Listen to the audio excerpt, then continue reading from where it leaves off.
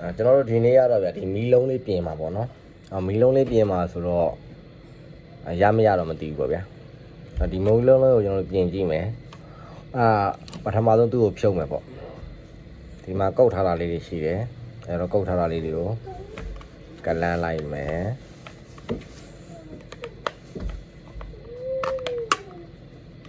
တစ်ဖက်ရသွားပြီ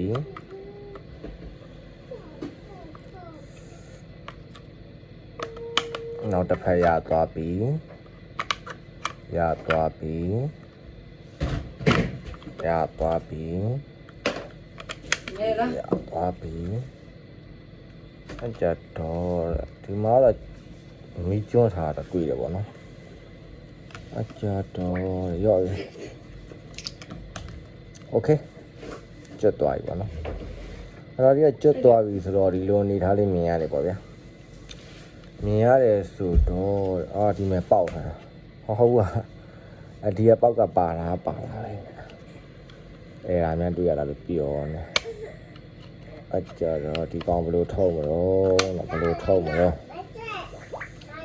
ကလန့်မထုတ်မှာဗျာအေးဟုတ်ပြီကြာပြီရပြီဆိုတော့ကျွန်တော်တို့ဒီထဲမှာကလောလောဆယ်အနေထားရစက်ကစ်ပလန်เนี่ยမြုပ်ထားတယ်ပေါ့နော်မြုပ်ထားဆိုတော့တေးကြတယ်ဒီကောင်ကနေပြီးတော့လာတဲ့ဟာဒါကျွန်တော်ရင်တစ်ခါတော့ပြင်ထားသေးရပေါ့နော်အဲ့ဒါမှကျွန်တော်တို့ကအနီးအနက်ပေါ့ဗျာ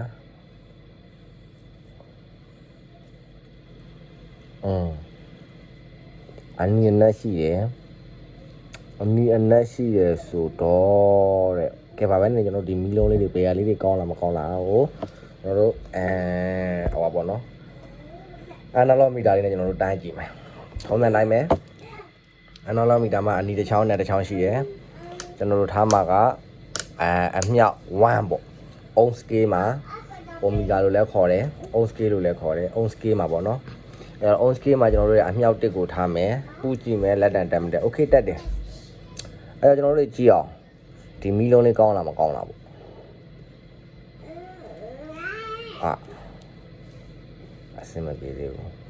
အစင်မပြေသေးဘူးဒီအကန်ပြတ်တဲ့အကန်လားမသိဘူးမိတာရန်တက်တယ်ဒီမှာမတက်ဘူးဒါတအုပ်စုပြီးတော့ဒါလေးကတအုပ်စုအဲ့ဒါကျွန်တော်တို့မှာရှိတာဘယ်နှအုပ်စုလဲ3အုပ်စုပဲရှိတာပေါ့နော်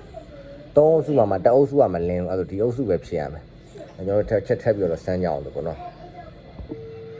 ကဲကြောင့်ကျွန်တော်တို့တွေကစောစောတော့အမြောက်1နဲ့ထားတိုင်းတာအဆင်မပြေတော့အမြောက်10နဲ့ထားလိုက်တယ်ပေါ့နော်အဲ့တော့အမြောက်10ကိုထားလိုက်တယ်ဆိုတော့တဲ့ထောက်ကြည့်လိုက်တယ်ထောက်ကြည့်လိုက်တော့မလင်းဘူးပေါ့နော်အဲ့တော့ကျွန်တော်တို့ကဗတ်မှားပြီဗတ်မှားလာပေါ့နော်အဲ့တော့အနီးနဲ့အနက်နဲ့ပဲမှားလာပေါ့နော်ဒါဆိုရင်ဒီဘက်လုံးကတော့စက်ကကြီးတစ်ခုလုံးမကောင်းလာမသိဘူးပေါ့နော်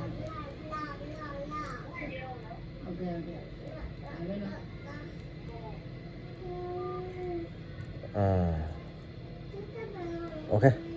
ထားလိုက်အဲ့ဒီလုံးသွားမယ်တညာပြောင်းဆန်းကြည့်မယ်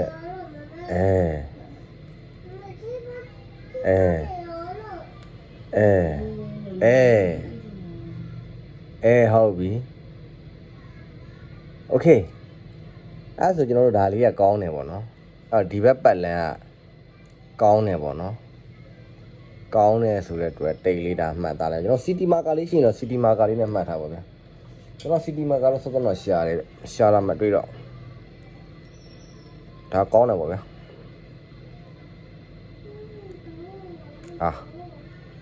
အမှန်ချစ်လိုက်ပြီ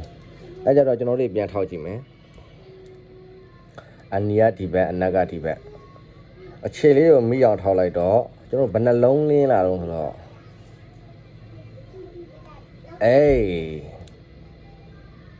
ဟုတ်ပြီအဲ့ကြတော့ဒီဘက်က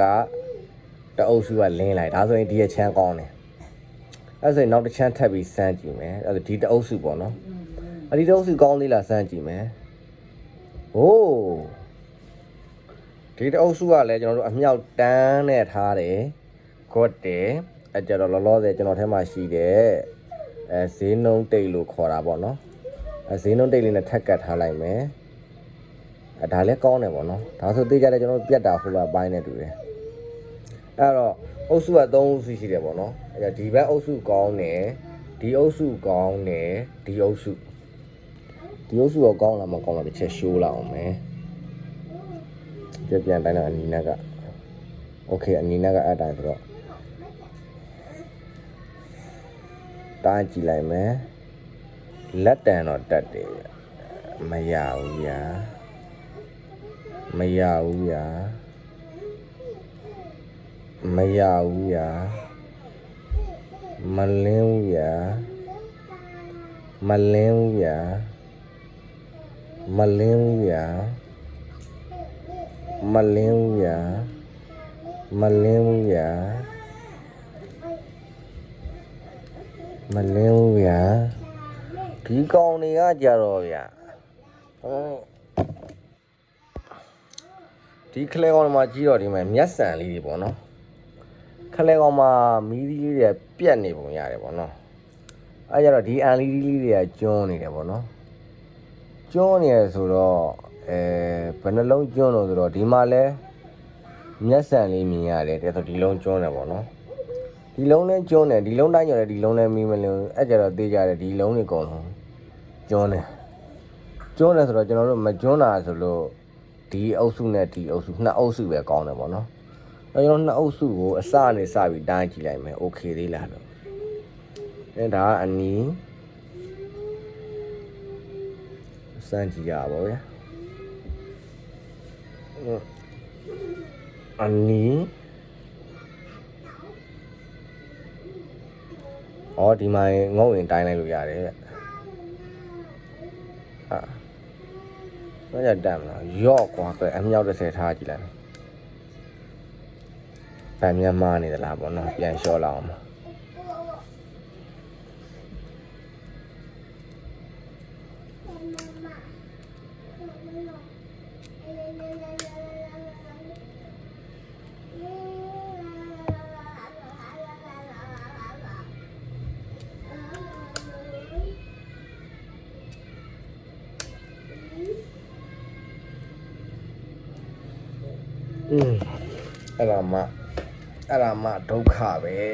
အဲ့ဒါမှဒုက္ခပဲလိုက်ကြတာအာယုံနောက်လာပြီနောက်ကလည်းစတီးပြားကြီးရှေ့ကလည်းကော်ရီလောင်းထားတယ်အလင်းပူကောင်းလို့ဘာညာပါတုတ်ထားသေးတယ်ဆိုတော့အမှတိုင်ပတ်ပြီတဲ့ connection ရှိလားမရှိလားဒါတော့အတော်တိုင်းကြတော့ရှိတယ်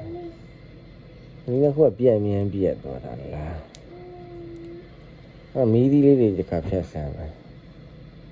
ဒီလိုကြရတယ်လင်းနေဒါလေးကြလည်းဘာလေးလဲမသိပွိုင်လေးလားမသိဘူးနော်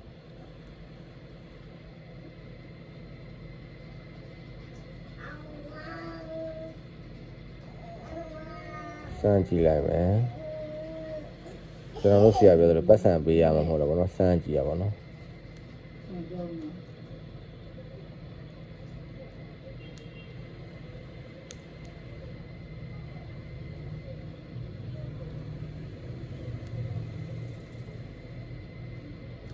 ထူးမလားဗျာ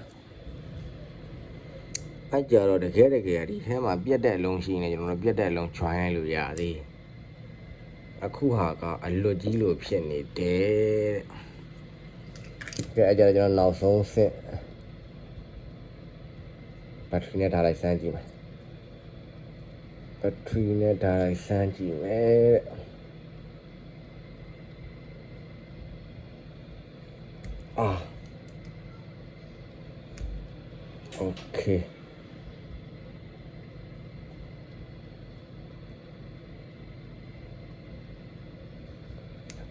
โอเคပြီးပါဘက်ထရီနဲ့ထားလိုက်စမ်းကြည့်မယ်ယူပါမယ်12 volt ဘက်ထရီနဲ့ကဲကျွန်တော်12 volt ဘက်ထရီနဲ့တော့ရောက်ပြီ အနီရောအနီဘက်မှာညှက်လိုက်မယ်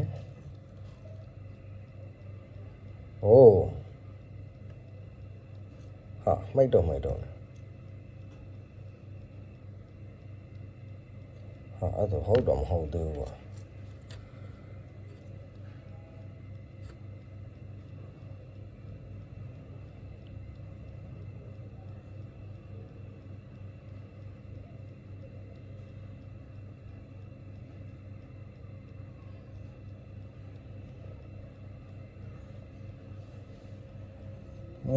မိတ်တော့ဖြစ်မလွတ်တစ်ချက်ပဲဖြစ်နေ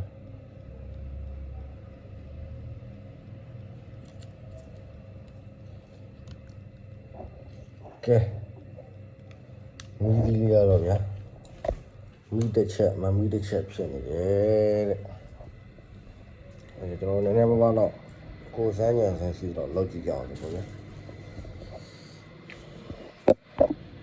အဲကျွန်တော်မီးဒီလေးကိုစမ်းလိုက်တဲ့အခါမှာစောစောတော့ကျွန်တော်တို့အလွတ်တိုင်းလုံးကအနာလောမီတာနဲ့တိုင်းလုံးကဒါကြီးနဲ့တိုင်းလုံးကလင်းနဲ့နှက်ကန်းကလင်းနေမိတ်တုတ်ဖြစ်တယ်ပေါ့ဗျာမိတ်တုတ်ဖြစ်တော့မှငိမ့်အောင်ဆိုတော့ခဲရလဲစွဲနေတာပဲဗျဝါဂျိုးတွေမြန်မှာပြတ်တော့ပဲဖြစ်နေဝါဂျိုးတွေကျွန်တော်တို့တစ်ချက်စမ်းကြည့်မယ် connection ကညီမညီပေါ့ဗျာ okay အဲ့ဒါကျိုးမှားနေတယ်ညီ connection လည်းထိဒါလည်းထိကဲအဲ့ကြတော့ဒီလုံးလေးကတော့စမ်းကြည့်တဲ့အတိုင်းပဲလင်းနေဒီအကွက်ထဲကအလုံးတွေအကုန်လုံးကတော့အကုန်လုံးပဲကျွန်းတာပါကျွန်းတာဖြစ်တဲ့တကယ်တမ်းဒီကောင်က series set ပေါ့နော် series set မှာဒီထက်ကတစ်လုံးလုံးလေးမြန်ကျွန်းနေတယ်ဆိုရင်ကျွန်တော်တို့ကအဲ့ဒါလေးကိုဆက်ပြီးတော့ကျွန်တော်တို့တွေဒါလှုပ်ဖို့ပေါ့နော်ဒါနဲ့လောလောဆယ်အနေထားမှာအဲ့ဒီကောင်ကအဆင်မပြေဘူးပြဒါနဲ့ဒီထဲမှာကျွန်တော်တို့ကျွန်းတဲ့အလုံးလေးမြန်ရှိလာလို့ကျွန်တော်တို့တွေ circuit ပေါ့နော်လိုက်တဲ့သဘောပေါ့နော်အဲ့ကျွန်တော်ဒါလေးတွေလိုက်တဲ့ခါမှာတော့နည်းနည်းတော့စိတ်ရှိရတယ်ဗျ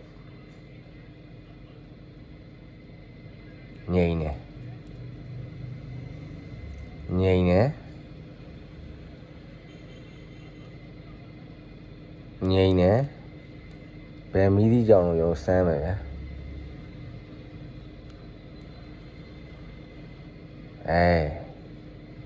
အေးဟုတ်ပြီအမတလုံးတွေ့ပြီအေးငိမ့်နေ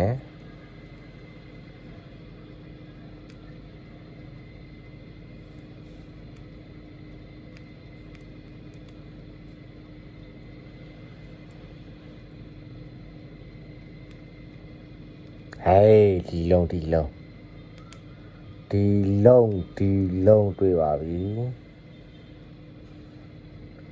ဒါနဲ့ပြစ်ချက်လေးကိုပို့ပြီးထင်းအောင်နောက်ထပ်ဖက်ပြောင်းတိုင်းကြည့်လိုက်မယ်အေးအဖက်ပြောင်းတော့လင်းနေပြန်အဲ့ဒီကောင်ပြောင်းပြန်ဖြစ်နေတာပေါ့ဖြစ်ချင်တာဖြစ်ပေါ့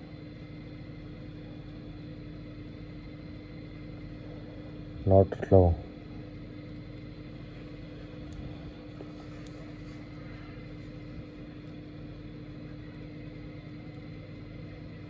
နေနေ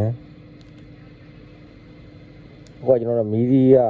ကျွန်တော်ဘယ်လုံးဆက်တဲ့ခါမှာမိတ်တော့ဖြစ်လေလိုက်ဆန်တာပေါ့နော်ဒီတိုင်းကြော်လည်းညီးနေပြန်ရော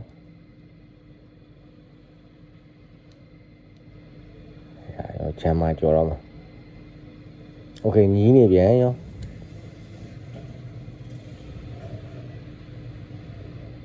ငိမ့်နေပြန်ရောငိမ့်နေပြန်โอเคဒီဘက်ကအနီဖြစ်တဲ့အေး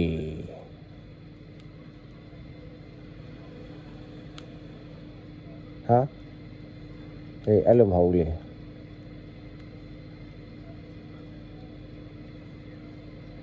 ဟာဟုတ်ပြီခါကျွန်တော်တို့ connection ညီမညီပေါ့နော်ဟာ ဒီလိုလမ်းချေတာဒီဘက်လာနေတာဟာကျွန်တော်စက်ကနည်းနည်းတော့စဉ်းစားရပြီဘလို့ကြီးပတ်နေတာတော့အဲ့ဆိုရင်အခုဝင်လာပြီဟာစဉ်းစားရတွေဖြစ်ကုန်ငယ်ဒီမှာအကွက်တစ်ကွက်တွေ့ဒီကောင်ကိုထောက်လိုက်မယ်ဒီဘက်ကိုထောက်ရင် connection မရှိဘူးဒီဘက်ကိုထောက်ရင်ဟိုမီးလုံးတွေကအကုန်လုံးလင်းလာတယ်အေးအဲ့လိုပဲဗျဟုတ်တယ်ဗျအဲ့ဆိုရင်ဟုတ်ပြီအဲ့ဆိုရင်အကောင်အဲ့လိုရတယ်ကြိုက်တယ်ဒီဘက်ကိုတွားကြည့်လိုက်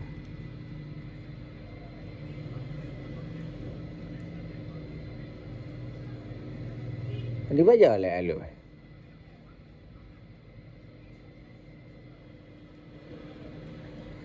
ကျွန်တော်စဉ်းစားနေရပြီ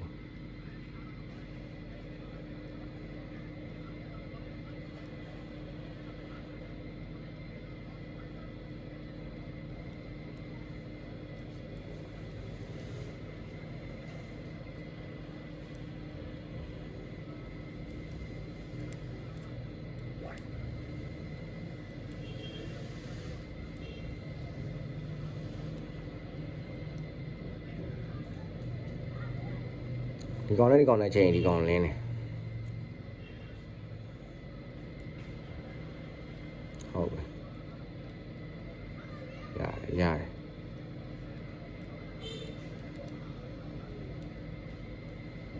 စောစောတော့တူတာဒီကောင်လားမသိပတ်လဲ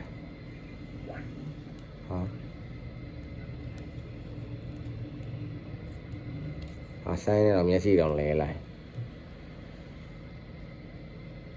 ဟုတ်ပြီ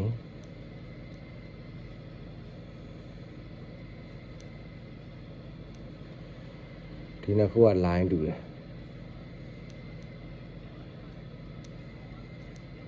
အဲ့ဒါဒီကောင်နဲ့က line တူတယ်ကြော်ကြည့်လိုက်မယ်ဂျမ်ပါနာဆော့ကဲဒီခါတော့ကျွန်တော်တို့တွေစောစောတော့ကျွန်တော်တို့ပတ်လန်းနေတူတဲ့ဟာတွေကိုဆက်ကြည့်လိုက်ဆက်ကြည့်လိုက်ရှုပ်လို့အကြတော့တဲ့ဒါကိုကြောကျွန်တော်တို့တွေထင်းရှူးစီတော့ထင်းရှူးစီပဲဗျဒါကကြောကျွန်တော်တို့ဒါထင်းရှူးစီဘူးကြီးပေါ့ဒါကတော့ကျွန်တော်တို့တွေ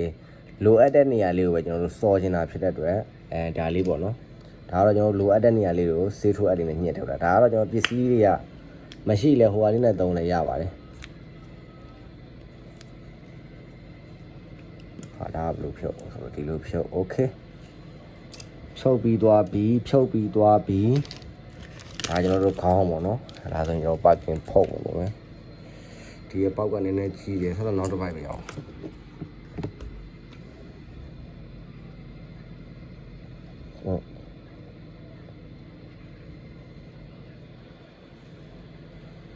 โอเค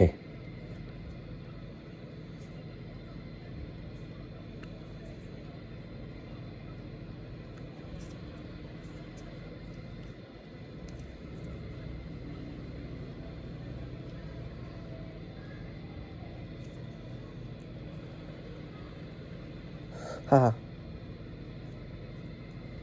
ရတော့ထင်းရှူးစီထဲမယ်စော်ကြည့်မယ်အဲ့ကြတော့ကျွန်တော်တို့တွေထုံးစံတိုင်းပဲခဲကောက်ကိုအပူပေးမယ်လို့ရကြွားထားမယ်ခဲစော်ခြင်းတော့ပဲစ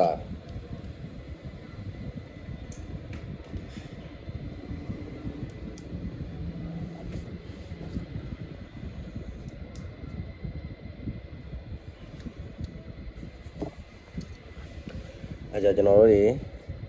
ပတ်လန်းလေးကိုပြန်ပြီးတော့တေချောင်းပြန်မှတ်မယ်ဆိုတော့ဒီနားလေးပေါ့နော်သောသောတူတဲ့နေရာလေးဟုတ်ပါဟာဟေးဟုတ်ဒ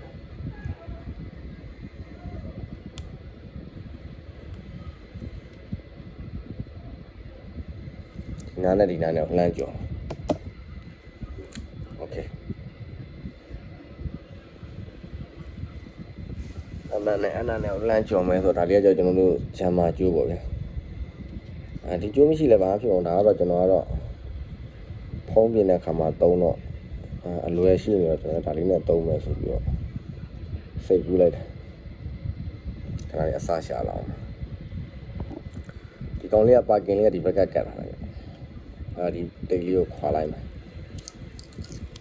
โอเคခွာပြီးပါပြီ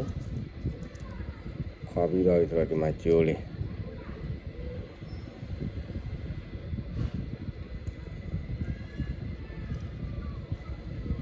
ကျိုးလေးကတော့သေးတယ်ပေါ့ဗျာအဲ့တော့စော်ကြည့်မယ်အဲ့ဆောတော့ကျွန်တော်တို့ခဲစော်မယ်နေရာဒီနားလေးပေါ့နော်ပတ်လန်းတူရရောလှမ်းဆက်ကြည့်လိုက်မယ်အေးဟုတ်ပြီထိလိုက်ပြီ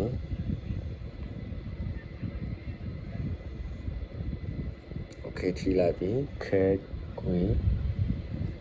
ခဏလေးခဲဝေးယူလောက်နော်ခဲခွေးလေးကတော့ရောက်ပါပြီရောက်ပြီဆိုကျွန်တော်တို့အပူကလေးကလည်းကျွန်တော်900ဒီဂရီဆက်စီနဲ့ဆွဲမယ်တိုးကြည့်လိုက်မယ်โอเคဆွဲနေပြီအဲ့တော့မှကျွန်တော်တို့ဒီထိတ်လေးကိုခဲရလေးပေးလိုက်မယ်ခဲလေးနည်းနည်းကျွေးလိုက်မယ်โอเคပြီးပြီဆိုရင်ကျွန်တော်တို့ဒီနားလေးကိုလှမ်းပြီးတော့စော်လိုက်မယ်အဲ့စကေးလေးကတော့ငြိမ်နေမှာပေါ့တော့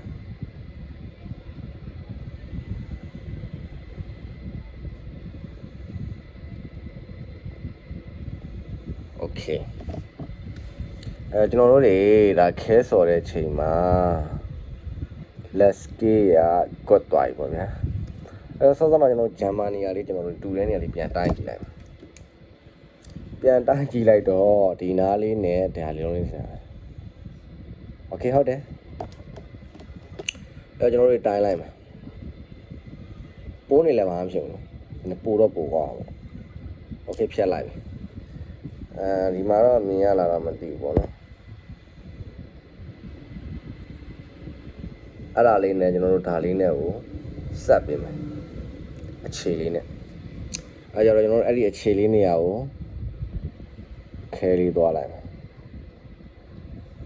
ဒါလေးကတော့ကျွန်တော်တို့စကေးကြိုက်လေးသွားမှာပေါ့နော်ဒါလေးကကျွန်တော်တို့ဟောပါပေါ့ထင်းရှူးစီပေါ့နော်ထင်းရှူးစီသွားလိုက်ပြီဆိုရင်ကျွန်တော်တို့ခဲကောက်လေးကိုယူမယ်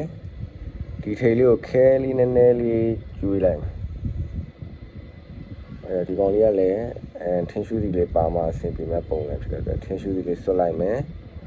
ဒီကနေပြီးတော့ခဲလေးနည်းနည်းယူခဲ့မယ်โอเคပါလာပြီဒီထိတ်လေးကိုနည်းနည်းလေးဆွဲလိုက်မယ်โอเคရတော့ပြီလို့ထင်တယ်ဒီနားလေးကိုကတ်မယ်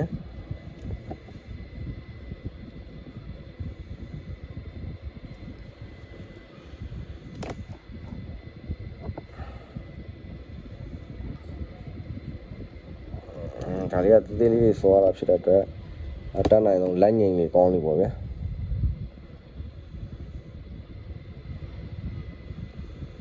မငိမ်နေဘူးဗျာ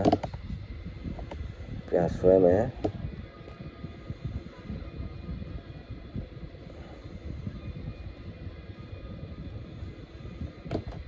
မညီသေးဘူးဗျာ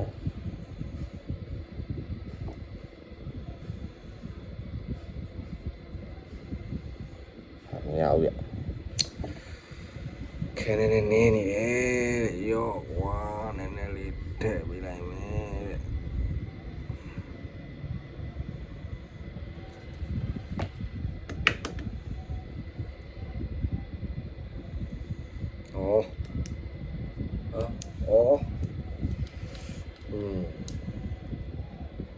ဘာပူပါလာအောင်မနဲ့နောက်ကကျိုးပြုတ်ခဲကောက်ကျိုးပြုတ်သွားတယ်တော်အပူကကြာသွားတယ်ပန်ကားလေးရှိတော့လည်းကြာပါရခဏစောင်းလိုက်မယ်ပေါ့နော်ကဲပြီးသွားနည်းနည်းရှည်သွားရင်တော့ကြော်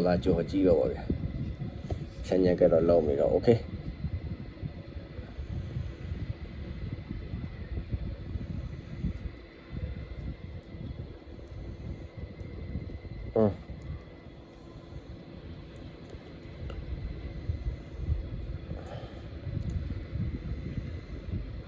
Okay.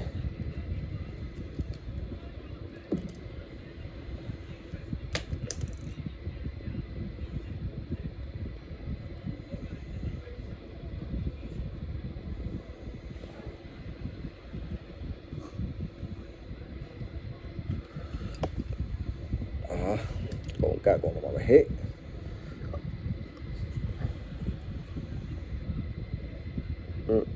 Trên siêu thị bông này này.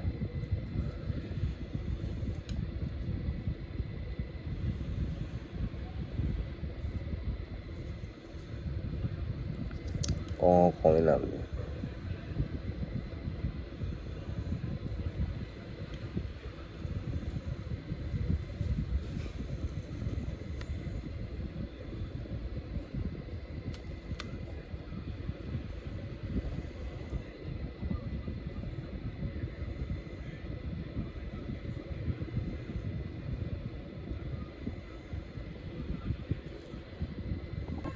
Cái cho nó để cho như cho một bé. Chính là lâu ngủ phâu lấy à. Nó phâu lấy à bây giờ cho nó để mì đá lấy nhà sang gì không? Nhà sang gì mẹ số là con này xin xí đi là bộ. Đá lên nè, đá lên nè.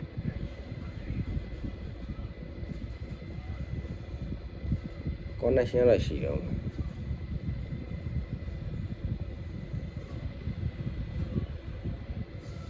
Thì nó cứ thì này mới dậy lên nó.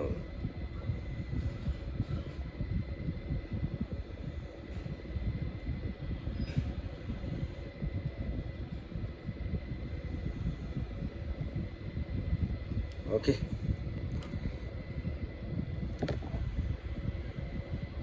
Giờ đó thì nó khu pu bị lại mày biết.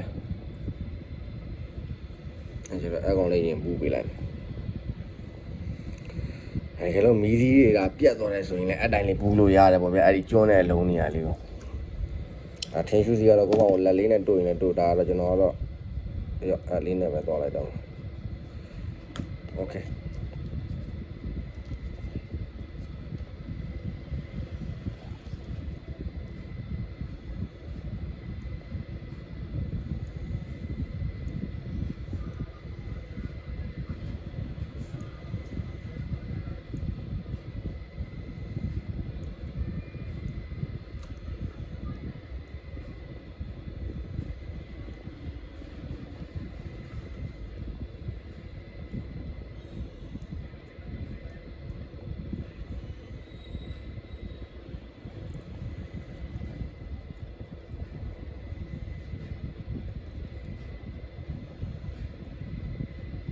Có gì để khai nó mà bù bên này phải này quá.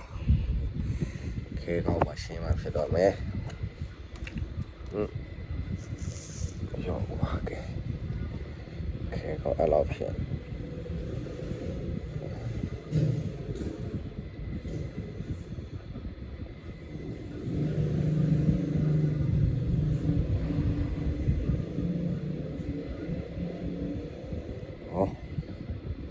Nó quá thiên su gì thế.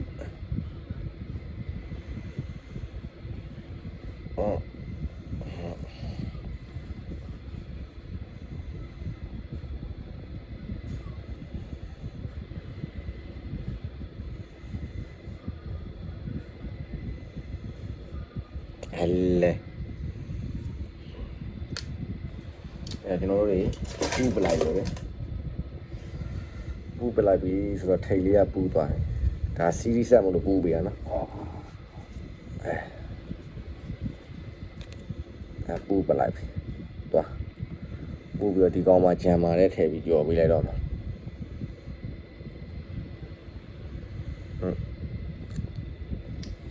Lên làm nào rồi mi lên chuyện lên nè bỏ bia.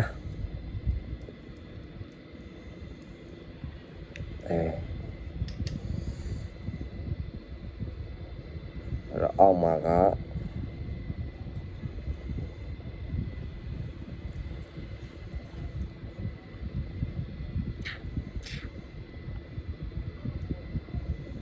ông mà cháu ông mà cháu pu ra đây.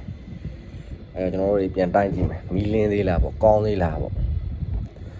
ကောင်းသေးလားပြန်တိုင်းကြည့်မယ်တဲ့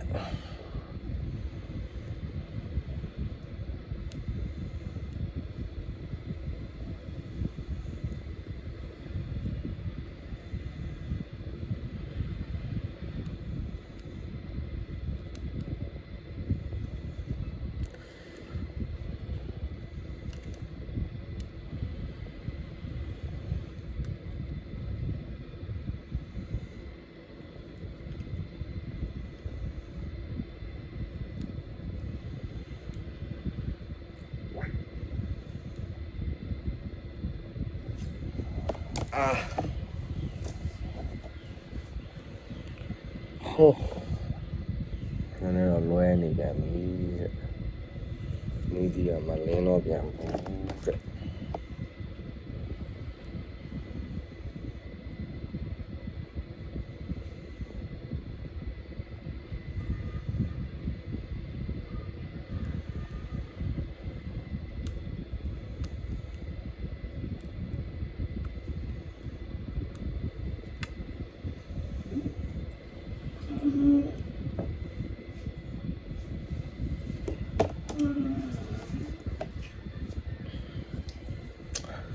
ပြန်ဖြုတ်ရရှုပ်တော့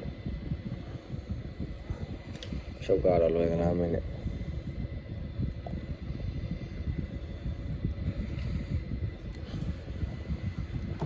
ပြန်ဖြုတ်ပြီးပြန်ဆွဲကြည့်မယ်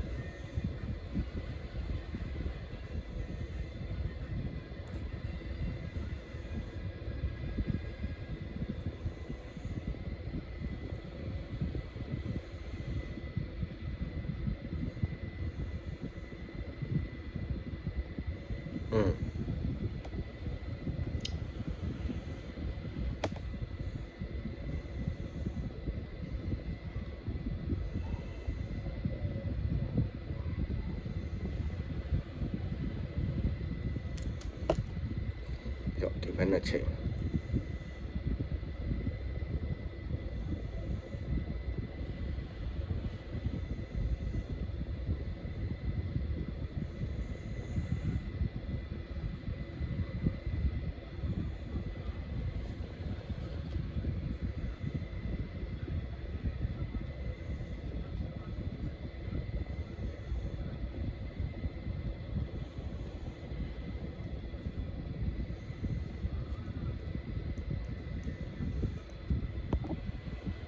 အဲ့ကြတော့ဒါလေးကတော့ကျွန်တော်တို့တွေ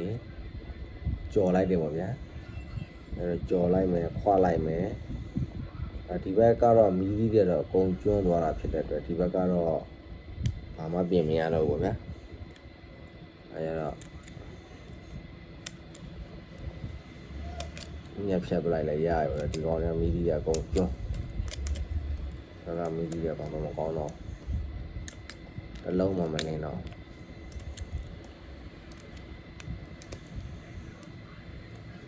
โอเคเอาไม่ยาเลยว่ะဒ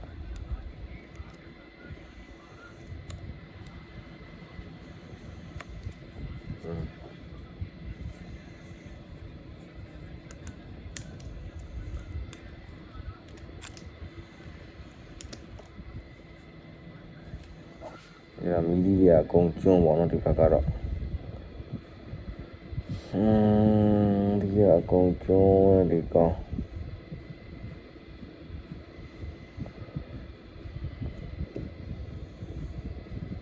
ကျတော့ပတ်လန်းကြီးဆွဲထားတာကတဲ့ဘလူလေးလုံးဆိုတော့ပတ်လန်းလေးအောက်မှာမြုပ်ထားတာပေါ့နော်အခုဒီဘက်ကအနီးပေါ့နော်ဒါအနီးပေါ့နံပါတ်2အနေနဲ့သူယူဆသွားတယ်ဒီလမ်းနေသွားတာက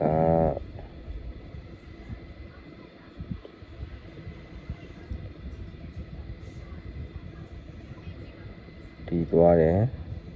ဒီကနေဒီထွက်တယ်ဒီလိုသွားတယ်ဒီကနေဒီထွက်တယ်ဒီလိုသွားတယ်ဒီသွားတယ်ဒီကနေဒီထွက်တယ်ဒီလိုအနေဒီထက်တယ်ဒီလိုသွားတယ်ဒီကောင်းနေပြီးတော့ဒီသွားတယ်ဒီသွားတယ်ဒီလာတယ်ဒီသွားတယ်ဒီလာတယ်ဒီသွားတယ်ဒီလာတယ်သွားတယ်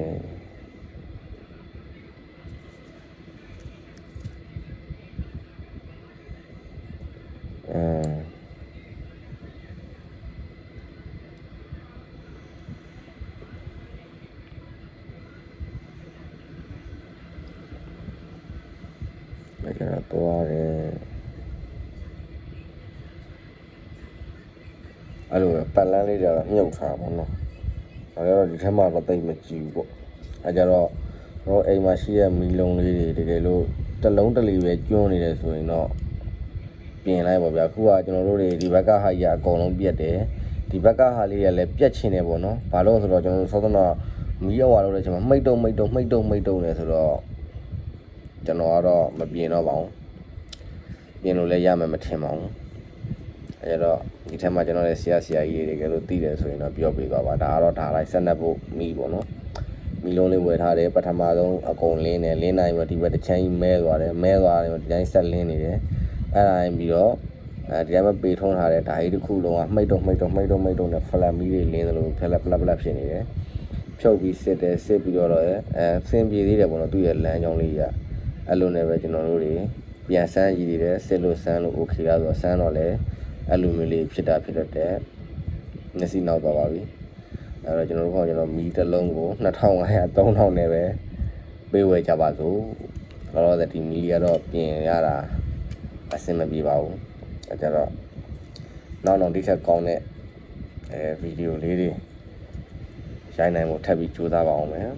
အဲကြတော့ကျွန်တော်တို့တွေဒါလေးကတော့ထင်ရှူးစီပေါ့ဗျာထင်ရှူးစီလေးလည်းတင်လိုက်တော့မယ်ပေါ့ကျွန်တော်တို့တွေ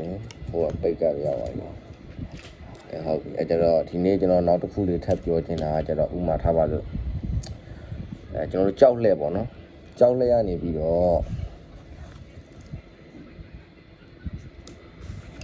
ေပြီးတော့နတ်တိုင်လေးတွေထားပါလို့စကူလေးတွေဆွဲတဲ့ခါမှာနက်လုံးလေးထားပါလို့ကျွန်တော်အဲ့ဒါလေးကရေးပါတယ်နော်နည်းနည်းလေးတော့တရားကြီးရေးပါလားဆိုတော့အဲ့လိုတော့လည်းမပါဘူးပေါ့မပါဘူးတော့ဆိုတော့နည်းနည်းတော့ပါတော့ဥမာထားပါလို့ဒီရိုက်မှာနက်လေးတစ်လုံးဖြုတ်လိုက်ဆွဲလိုက်တယ်ဟောကတ်နေဘာလို့ကတ်နေတာတော့ဆိုတော့တကယ်တမ်းသူ့မှာတန်လိုက်မပါဘာလို့သူကဒါမျိုးကြီးကတ်သွားတာဆိုတော့ဥမာနောက်တစ်ချောင်းကျွန်တော်ပြရမှာပေါ့နော်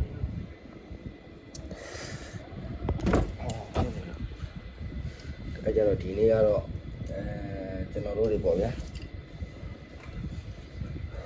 ကျွန်တော်ကတော့လိုရင်းကင်နဲ့ခဲကောက်ကတ်သွားပါပြီ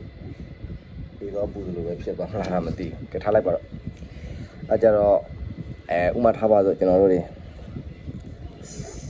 ကိုဝဲလာတဲ့ကြောက်လဲကတန်လိုက်မပေါအောင်တို့မဟုတ်တန်လိုက်ပါတဲ့ကြောက်လဲတော့ဝဲလာတယ်ဝဲလာပြီးတော့တန်လိုက်ကက်လို့မရတော့ဘူးပေါ့နော်တန်လိုက်ကက်လို့မရတော့တဲ့အနေထားပေါ့နော်တန်လိုက်အားနဲ့ဟွာတွေတန်လိုက်တက်ကုံဟွာတွေအချိန်ကြရင်နှလုံးတော့မရအောင်ဟောဒီအဲ့ဒါဒီနှလုံးပေါ့နော်ကျွန်တော်တို့တစ်ခုဂျိုက်ထဲကနေဆွဲတင်နေတယ်မပါလားကျွန်တော်တို့မှတန်လိုက်တုံးလေးကတော့နည်းနည်းများတော့လူတွေပေါ်ကြမယ်လို့ထင်ပါတယ်တန်လိုက်လေးကိုဒါမို့လေးသွေးလိုက်လို့လည်းရပါတယ်ခဲလေးကိုသွေးလိုက်ပါဒါမို့ဒီမှလည်းသွေးလိုက်မာကြည့်လိုက်မပါသေးဘူးအဲဒါတန်လိုက်တဲ့နည်းသေးတယ်ထပ်ပေါ်လိုက်မယ်ဟိုးဒါပဲပေါ့နော်အဲကြတော့တန်လိုက်တဲ့ကကူးသွားတယ်ပေါ့ဗျာဒါကျွန်တော်တို့ဒါတန်လိုက်တဲ့တွင်းလိုက်တဲ့ပုံစံပေါ့ဗျာဥမာအဲ့လိုပဲဒီမှာလေးကျွန်တော်တို့မီးစမ်းကြောက်လဲလေနှလုံးလေးတွေရေးပေါ်ဖြုတ်တယ်ကျွန်တော်တို့ကတ်တော့မကတ်တော့ဆိုရင်တန်လိုက်လေးမှာပေါ်လိုက်ပေါ့မပွတ်ချင်တဲ့ဒီတိုင်းပြစ်ထားလိုက်ပေါ့ဗျာโอเคဒါခေါ်ပေါ့ဗျာโอเคဒါဆိုဒီတန်လိုက်ဝါလေးကတ်လိုက်မယ်မပါလောက်ဒီဘောလေးခဏကတ်ထားလိုက်မယ်မပွတ်ချင်တဲ့ဒီတိုင်းကတ်ထားလိုက်မယ်တန်လိုက်အားနည်းနည်းတော့ပါနေဒါနဲ့တေးတေးလေးထပ်ကတ်လိုက်မယ်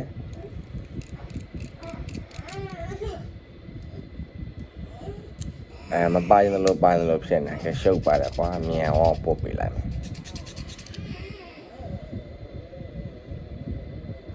ပို့ကြတယ်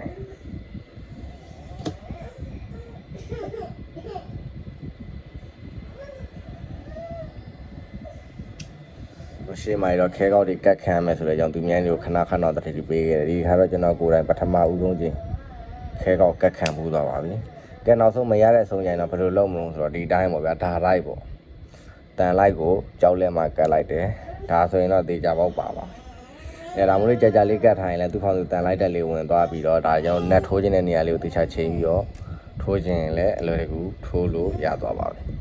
အဲကြတော့ဒီနေ့ဗီဒီယိုလေးကတော့မီလီလေးကိုဒီမီလီလေးကိုကျွန်တော်ပြင်ပြမလို့တော့စိတ်ကူးထားတယ်ပေါ့နော်ဒါရင်နဲ့သူ့ရဲ့ဖြစ်တည်မှုနဲ့တိဆောက်ပုံတွေအဆင်မပြေဘူးပေါ့နော်အဆင်မပြေတော့နှုတ်ပြလိုက်ပါတော့မယ်ဒီမီလုံးလေးကိုဒီမီလုံးတော့နှုတ်ပြလိုက်တော့မယ်အဲဒီမီလုံးလေးလွတ်ပြမယ်ဆိုတော့ကျွန်တော်တို့ဒီဝါဂျိုးလေးတွေကတော့ဒါကျွန်တော်တို့တွေကောင်းနေတယ်ဝါဂျိုးလေးကကောင်းနေတဲ့ခါကျရင်ကျွန်တော်တို့တွေလိုအပ်ရင်